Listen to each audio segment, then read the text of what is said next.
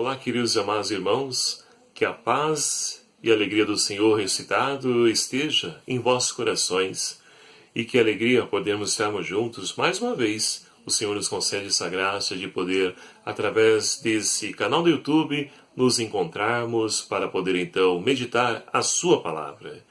E chegamos então a essa terça-feira, dia 5 de setembro de 2017, dentro aí da 22ª semana do Tempo Comum, somos convidados então a tomar a palavra de Deus para reflexão, proposta para hoje, Evangelho de São Lucas, capítulo 4, versículos de 31 a 37, que vai nos narrar o seguinte: Naquele tempo, Jesus desceu para Cafarnaum, cidade da Galileia, e lá os ensinava aos sábados. Eles ficavam maravilhados com seus ensinamentos, pois sua palavra tinha autoridade. Na sinagoga estava um homem que tinha um espírito impuro, e ele gritou em alta voz: Que queres de nós, Jesus de Nazaré? Viestes para nos destruir? Eu sei que tu és o Santo de Deus. Jesus o repreendeu: Cala-te, sai dele. O demônio então lançou o homem ao chão e saiu dele, sem lhe fazer mal algum. Todos ficaram espantados e comentavam: Que palavra é essa? Ele dá ordem aos espíritos impuros com autoridade e poder, e eles saem. E sua fama se espalhava por todos os lugares da redondeza. Palavra da salvação. Glória a vós, Senhor. Caríssimos irmãos e irmãs, nesse mês então de setembro, somos convidados a tomar maior gosto pela palavra de Deus, como instrumento, alimento para a nossa alma, para a nossa caminhada de fé. E é assim então que nós vamos poder compreender os mistérios de Deus que estão contidos na sua palavra. E aí poderemos então com certeza ter maior claridade sobre os caminhos a qual nós devemos seguir, aquilo que o Senhor espera e quer de cada um de nós.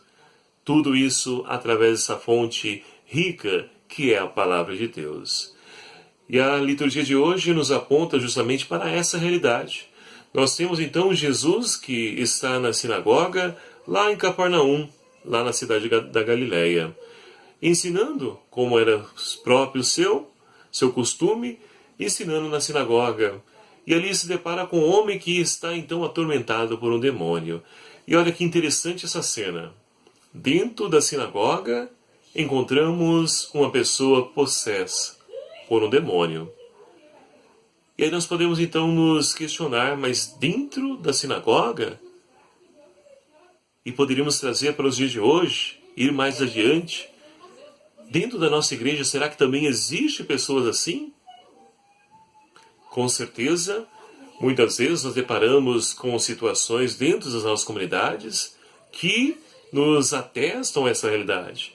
Pessoas que praticam, ou seja, vivenciam uma experiência de fé na comunidade, participam da comunidade e têm também atitudes diabólicas, demoníacas.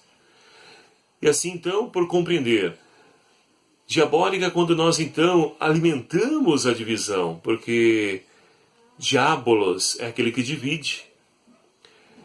E o demônio é aquele que é o adversário de Deus. Então, nós temos oportunidades nos nossos pastorais, movimentos, de nos deparar com pessoas que têm esse tipo de atitude, ou fomentam a divisão, ou são contra, não, isso não dá certo não, isso o padre pediu não dá certo, vamos fazer assim, vamos fazer de outro jeito. Então nós devemos tomar cuidado, porque na nossa comunidade encontramos pessoas assim. É claro que não são todas, mas existe. Não podemos ser hipócritas, né, de imaginar que não tem. Olha só, Jesus se depara com essa situação. E ali então, ele faz uma profissão de fé.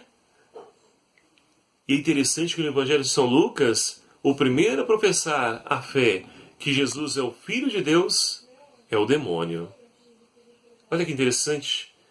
Mas tudo isso para nos enriquecer.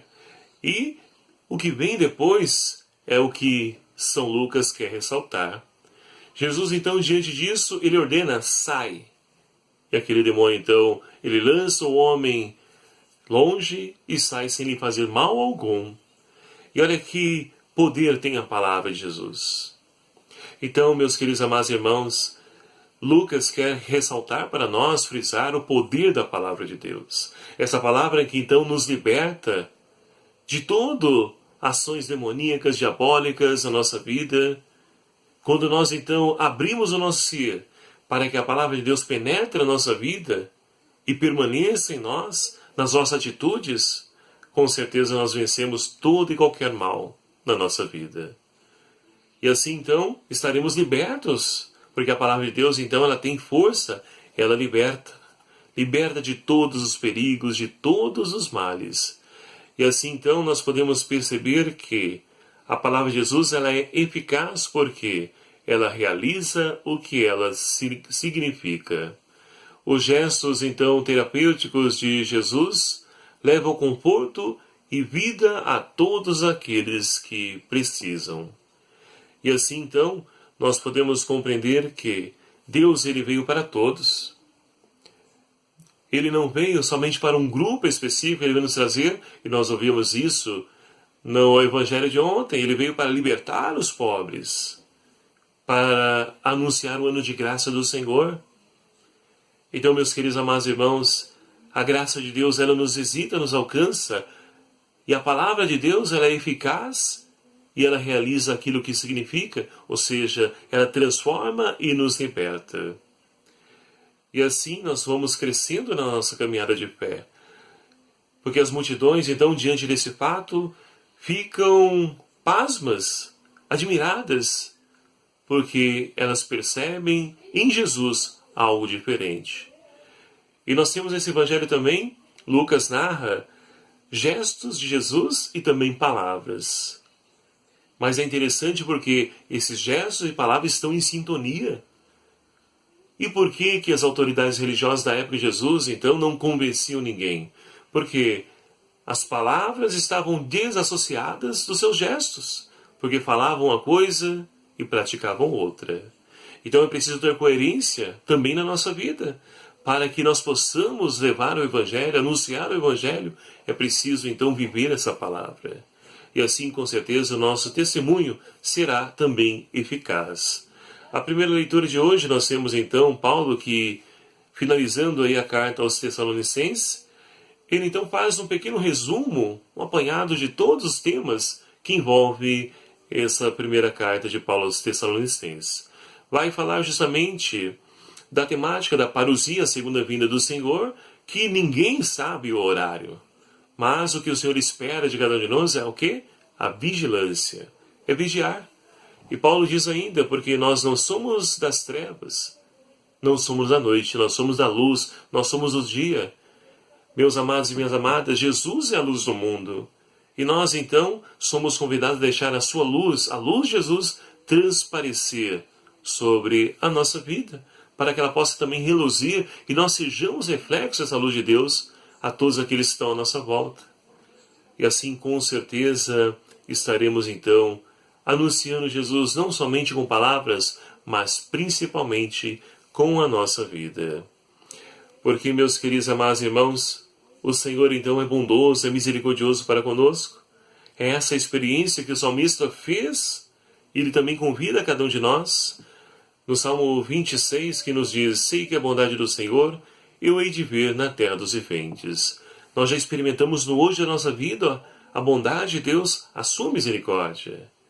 Para que assim, então, nós possamos, quando o Senhor vier na sua segunda vinda, como nos diz Paulo, ou nós formos até Ele, nós possamos, então, ali experimentar esse Deus que é todo amor, toda bondade, toda misericórdia.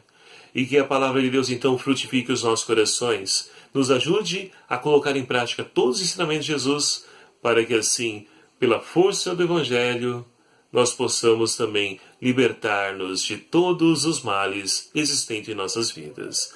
Louvado seja o nome do nosso Senhor Jesus Cristo, para sempre seja louvado. Muito obrigado a vocês, meus irmãos e minhas irmãs, que fazem parte dessa nossa família, desse canal do YouTube. E você que ainda não faz parte, que não se inscreveu ainda nesse nosso canal, clique aqui em inscrever-se, venha também somar conosco, ajude-nos a poder então anunciar o Evangelho, divulgando, compartilhando esse canal, esses vídeos, para que a palavra de Deus possa encontrar aí os corações despedaçados e possam curar, libertar todos esses nossos irmãos que estão aí sedentos desse Deus de amor e de misericórdia.